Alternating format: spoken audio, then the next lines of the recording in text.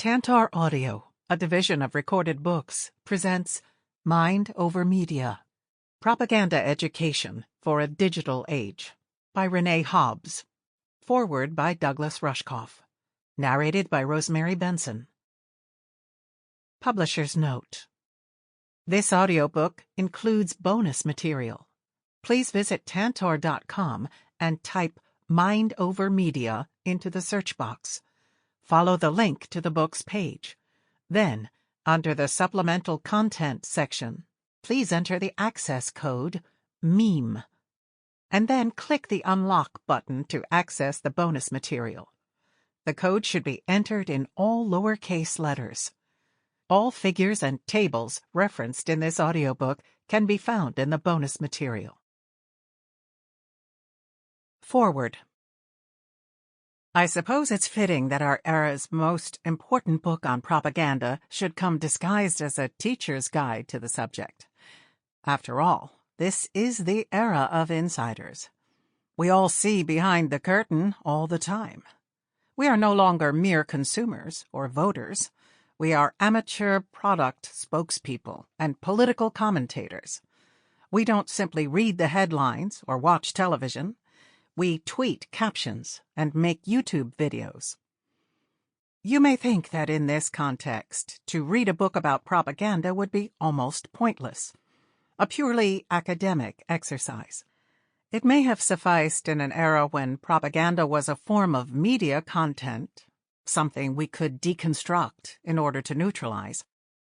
But what about when propaganda is no longer relegated to the content of media, but becomes the context itself? Books, radio, and television offered us mostly self-contained universes we entered voluntarily. A TV show or news report could influence us, but it did so largely through storytelling. The sentencing of a criminal at the end of Dragnet or Law and Order taught us that crime doesn't pay. The editing of war footage into narratives let broadcasters choose which side we should root for. We ended up living in a world of stories, each of which is fed back into reality. Everything we saw on TV influenced our behavior, which in turn influenced what happened in the real world. If local news stories convinced us that the streets were dangerous, we stayed inside at night, making the streets more empty and dangerous. If a public relations professional could convince us that holding a cigarette was a symbol of female power, more women would actually choose to smoke in public, abolishing a former stigma. But this sort of public relations always depended on elite media professionals capable of crafting a story and then delivering it to us through newspapers, movies, or TV. This was the province of Woodrow Wilson and FDR, William Randolph Hearst and Rupert Murdoch, or Ed Bernays and Howard Rubenstein. And all we really had to do in order to diffuse the power of stories, from Triumph of Will to Top Gun, was to analyze the content and maybe look at the companies behind the scenes. Today, the story behind the scenes is the story. In reality TV, the story is inconsequential. It's the setup that matters, the context. Cops isn't about any particular arrest, but the nature of law enforcement in working-class America. What you gonna do when they come for you? American Idol doesn't highlight its individual performers so much as the primacy of corporate pop and the willingness of artists to surrender to the judges and remake themselves in more commercial packages. Survivor epitomizes the cutthroat ethos of the competitive marketplace. And reality television, as a genre, promotes the notion that getting on TV, by any means necessary, is worth the humiliation and self-degradation. The footage may be real, but the producers get to assemble whatever reality they choose from it. It's like the news, except with no obligation to the truth. Our collective ignorance of how this new propaganda landscape functions matters. It's why we elected a reality television star as president. We mistook cops for America. American Idol's popularity contest for democracy, and the star of The Apprentice for a successful businessman. Media literacy used to mean being able to read the media, deconstruct the story, and decode what they mean for us to believe or do. But in a digital environment, media literacy means being able to engage with the environment, tools, and platforms of media itself. When you watch a YouTube video, the content of that clip is only one small part of its influence over you. Less recognized, but equally influential, are its number of views, search ranking, description, and comments. YouTube exercises its propagandistic pull less through individual videos than through the sequence of videos recommended by its algorithms. Those algorithms are watching us much more intently than we're watching the videos, and their sole objective is to get us to click on more. Likewise, where we may have once valued our ability to look at a Facebook post and understand its rhetorical power, that is no longer sufficient. Facebook is not like a TV channel or newspaper. It is an entire environment designed to change the way we think and act. Only an analysis of the platform as propaganda will reveal to us the way Facebook really works. The network uses data we leave behind in order to put us into statistical buckets of people who are likely to behave in a certain way. Then, they use everything at their disposal to make sure we behave true to our algorithmically derived statistical profiles. So, say Facebook determines that you are in a group of people who have an 80% likelihood of going on a diet in the next 3 weeks. The next thing you know, you'll begin seeing particular kinds of posts fill your newsfeed.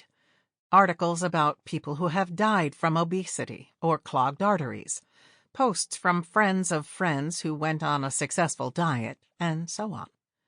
The objective is not simply to advertise a particular marketer's diet products, but to increase the accuracy of their predictions by whittling down the 20% of people who may have done something other than going on a diet. The platform means to increase our predictability. Or compare your Google search results to those of your best friend or your parents. Search for the same words and see how differently Google responds. Better yet, log in through an IP address in a different neighborhood or country. Take a look at the difference between the Google search results for the word Jew in America, Europe, and Jordan. Those are the sorts of experiences that change your understanding of the media architecture we are inhabiting. And they're the sorts of experiences Renee Hobbs offers us, our students, and our children in this book. Media is no longer something we watch. It is something we do. The only way for us to have a fighting chance at autonomy in such a constructed reality is to gain our bearings through experiential learning. There is no map. There is only territory. You have to walk it to know it. And when you do, you'll be rather surprised to find out that there may not really be anyone in charge.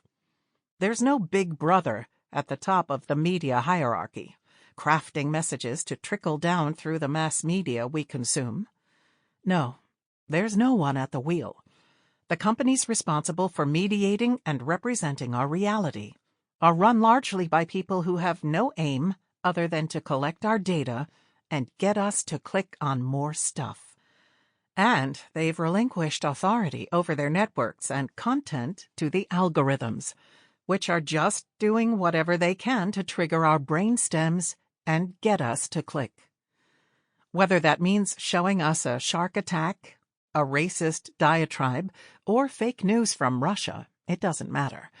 We're no longer living in a world where propaganda is being used against us, so much as one made of propaganda itself. That's why this book is so important.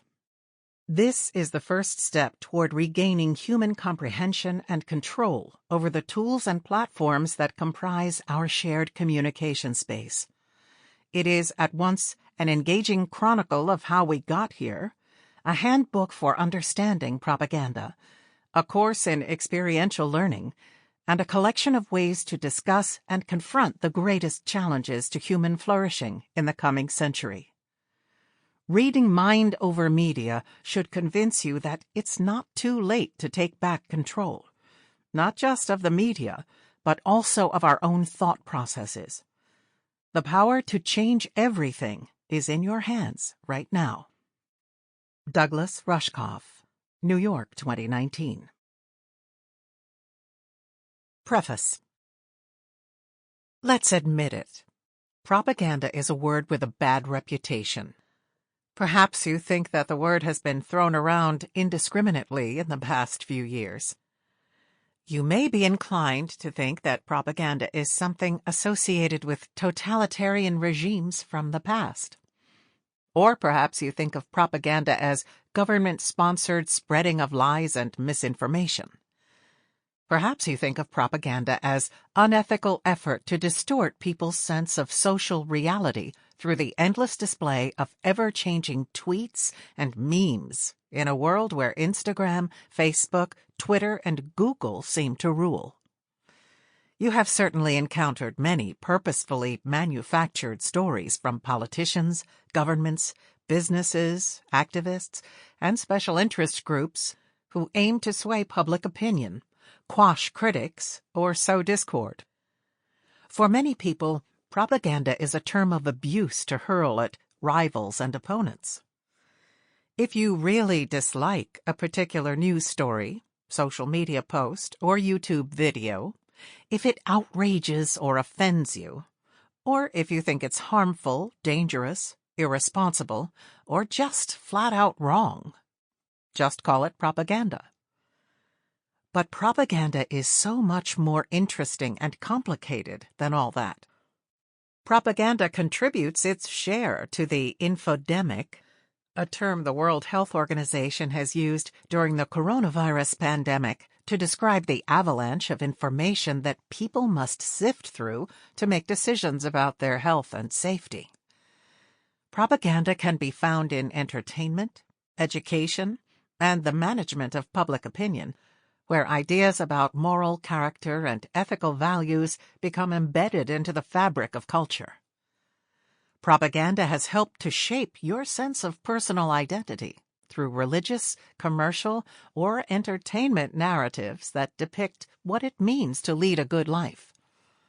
Depending on your point of view, the good life may include caring for your family, traveling the world, honoring people with disabilities, or even appreciating the timeless beauty of expensive watches. In schools, many educators keep discussions of propaganda comfortably in the past, exploring it only when studying World War II Germany.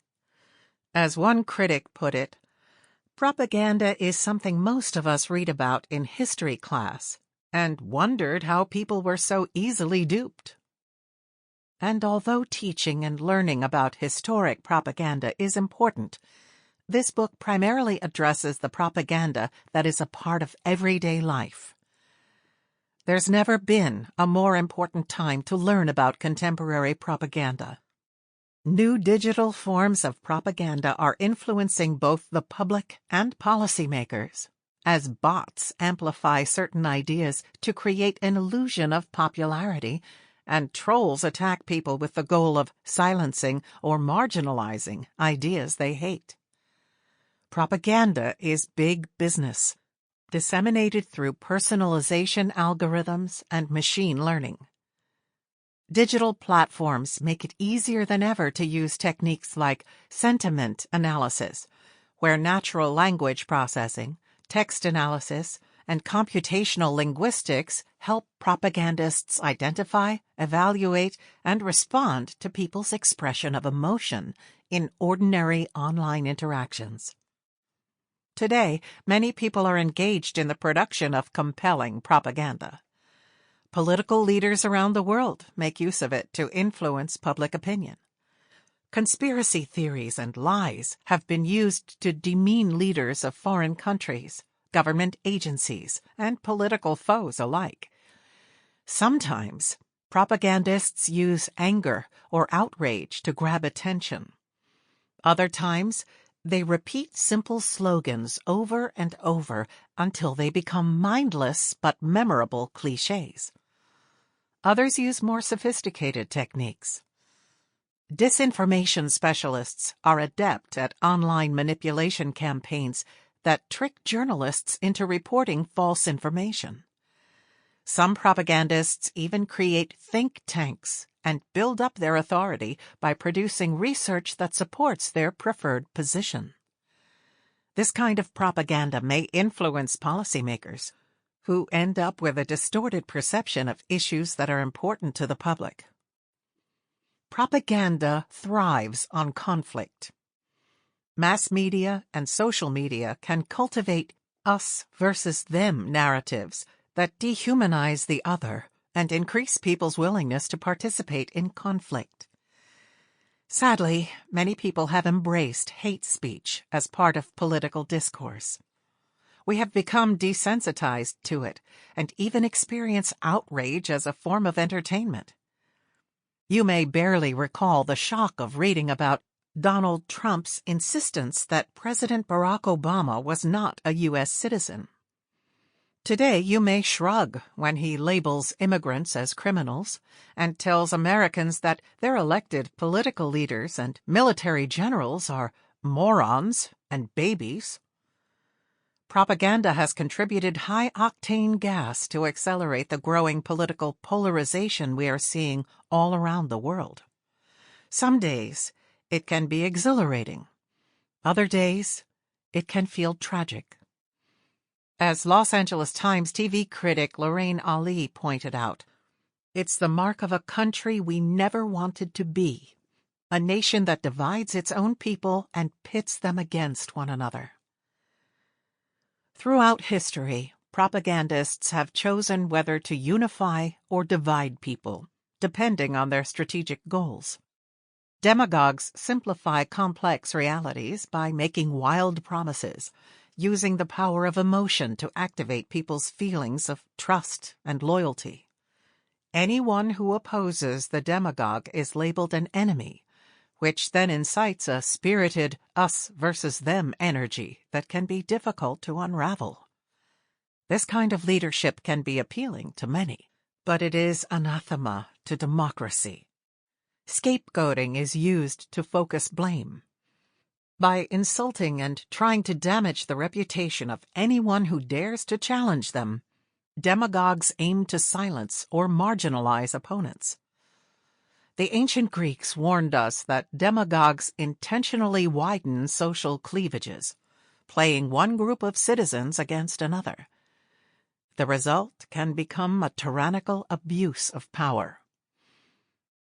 On key issues like poverty, health care, education, immigration, the federal debt, foreign policy, and more, propaganda plus demagoguery spells trouble. As Raymond explains, political divisions become almost impossible to bridge, which dissuades elected officials with differing viewpoints from deliberating together. Without consensus, the democratic process does not work. Sadly, as we are seeing now in the public sphere, it's far easier to divide than to unite. Given the complex political context of today, how can propaganda be productively studied in the elementary school, the high school, or the college classroom? Ironically, the first step involves appreciating propaganda instead of demonizing it. Propaganda, as a powerful form of expression and communication, must not be positioned as the fall guy for all the world's woes. Propaganda is a vital part of the democratic process, providing opportunities for exposure to diverse ideas and inducing people to act together. Activists create propaganda when they stage a protest march, a rally, or any other public event filled with songs, chants, and inspiring speeches. Public health officials create propaganda when they develop targeted ad campaigns to help people make informed decisions about their health. Documentary filmmakers create propaganda when they explain why urgent attention is needed to address the climate emergency resulting from the 40 billion tons of carbon dioxide humans pump into the atmosphere each year. You may contribute to propaganda's viral nature when you like or share a social media post about police brutality and racism, or even when you share a compelling political campaign ad. When propaganda appeals to genuinely democratic values, it can increase people's awareness of the dangers of authoritarian and fascist ideologies. In fact, there is a long history of public conversation regarding how a society aspiring to democracy may balance the right to persuade with the right of the public to free choice. Because it simplifies information and ideas, propagandists can help people experience moral clarity about issues and events that most concern them. Propaganda that speaks to people's deepest values bypasses the head and goes straight for the heart. It breaks through the clutter of everyday life. Teaching and learning about propaganda can be a transformative experience for both students and teachers alike. When done well, the study of propaganda can embody fundamental practices of literacy and civic education in the context of inquiry learning. Propaganda education can activate intellectual curiosity. It can promote multi-perspectival thinking and help people more accurately read the digital environments we inhabit, helping us make better decisions. It can be a means to resist demagoguery and even help to cure the disease of political polarization.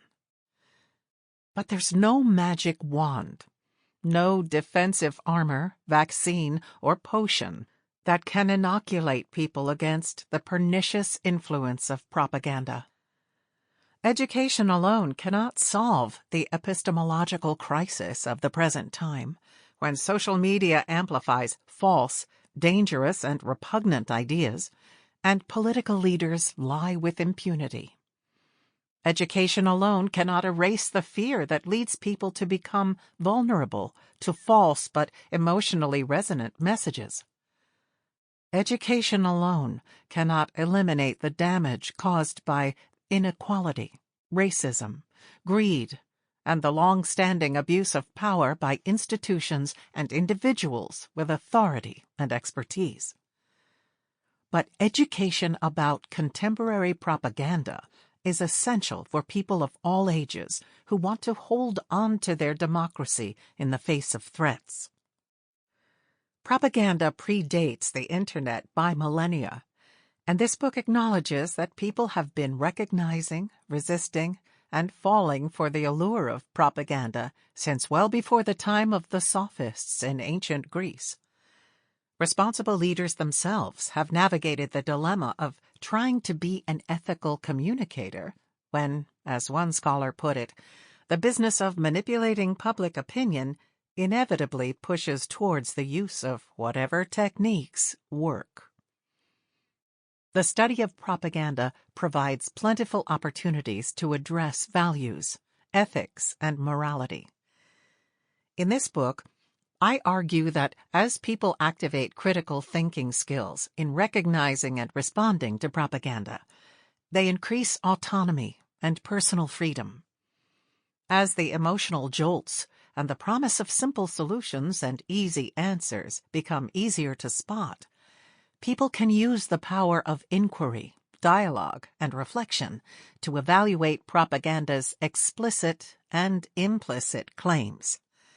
They can appreciate how propaganda can be interpreted in different ways. As people understand how propaganda works, they are empowered to become propagandists themselves by creating and sharing media. In using the power of communication and information to make a difference in the world, they have an opportunity to deepen awareness of the moral and ethical tensions that are built into the practice of persuasion. People can learn to discern between propaganda that is designed for personal benefit and propaganda that is trying to benefit society. But because no one is immune from the power of propaganda, the pedagogy of propaganda education can be controversial, and it must be designed and implemented with care so that it does not turn into indoctrination. When done well, propaganda education does not increase cynicism, suspicion, distrust, and alienation. You'll discover that an optimistic and empowering approach to teaching and learning about propaganda is relevant for every learner, in every discipline or field of study, from kindergarten to graduate school, and across the lifespan, in and out of school. 1. Mind over media. Propaganda is responsive to changes in culture, technology, and society. When the staff of the National Archives Museum in Washington, D.C. were developing an exhibit entitled Rightfully Hers, American Women and the Vote, they wanted to examine the history of the struggle of women to gain the right to vote. In developing a way to connect the present to the past, they created a unique and attention-getting display for the elevator lobby.